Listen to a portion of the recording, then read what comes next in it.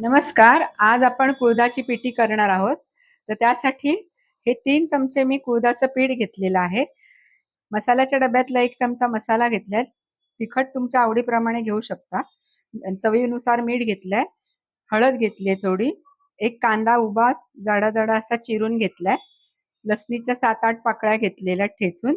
एक मिरची उभी चिरून त्याचे तुकडे करून घेतले. भरपूर कोथिंबीर घेतलेली आहे.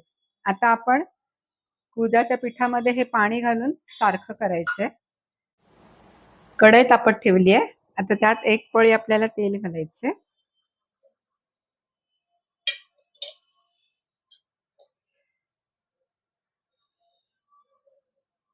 तेल तापलं का त्याच्यावर लसूण घालायचे.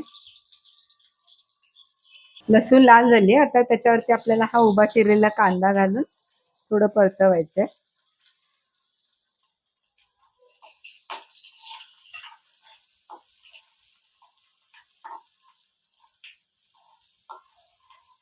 कांदा करपवायचा नाहीये. कांदा जरा गुलाबी दिसायला लागला कारण पिठीमध्ये तो थोडा कचवट कांदा चांगला लागतो.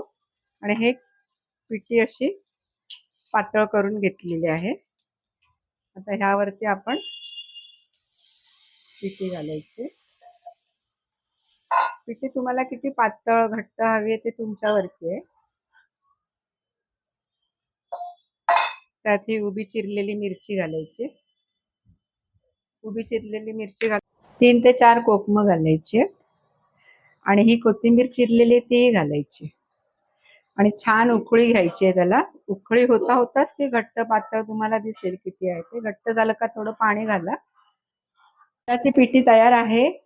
भात, कुळथाची पिठी आणि मिरचीचं लोणचं हे घेऊन खाऊ शकता. छान. आवडल्यास लाईक, शेअर, सबस्क्राईब करायला विसरू नका.